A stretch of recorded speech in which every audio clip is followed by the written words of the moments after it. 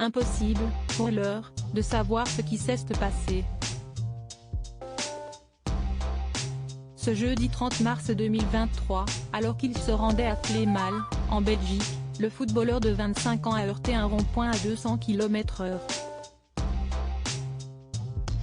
Son véhicule a terminé sa folle course dans une salle omnisport, provoquant de nombreux dégâts d'après RTL Info. Une scène digne des plus grands films d'action. À l'intérieur de la voiture, pas de cascadeur professionnel, mais un footballeur belge bien connu des fans du club louvain. Ce jeudi 30 mars 2023, dans la soirée, Sofiane Keïn a été à l'origine d'un accident de la route impressionnant. Sa voiture, lancée à 200 km/h, a violemment heurté un rond-point, comme le révèlent nos confrères de RTL Info. Un incident survenu sur le quai du Halage, alors que le joueur de 25 ans se dirigeait vers la ville de Flémal, Belgique.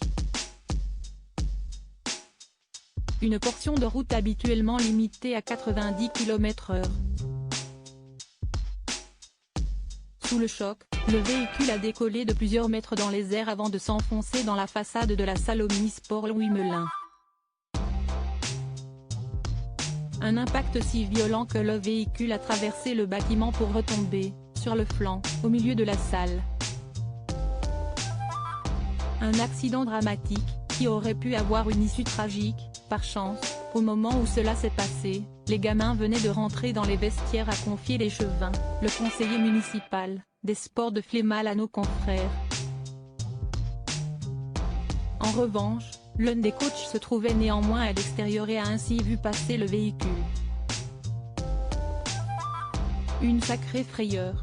Sofiane Keïn serait désormais dans un état stable. Les images, impressionnantes, ont été reprises sur les réseaux sociaux et Sofiane Keïn est l'unique victime de cette scène surréaliste. Son pronostic vital a d'abord été engagé, puis son état s'est stabilisé. Il reste sous observation et souffre de multiples fractures.